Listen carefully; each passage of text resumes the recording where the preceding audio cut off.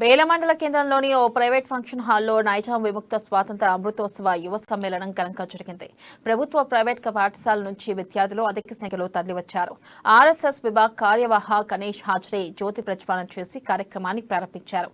ఆనాడు తెలంగాణ నిజాం ఆధీనంలో ఉండేదని సర్దార్ వల్లభాయ్ పటేల్ సైనిక చర్య చేపట్టి భారతదేశంలో విలీనం చేసి విముక్తి కల్పించారన్నారు. కానీ కొందరు చరిత్రను వక్రీకరించే ప్రయత్నం చేస్తున్నారని అన్నారు. ప్రతి ఒక్క విద్యార్థి దేశ సంరక్షణకు శక్తివంచన లేకుండా కృషి చేయాలన్నారు. విద్యార్థులందరూ స్వామి వివేకానంద అడుగుజాడల్లో నడవాలని పిలుపునిచ్చారు. సామాజిక సేవలో భాగస్వాములు కావాలన్నారు.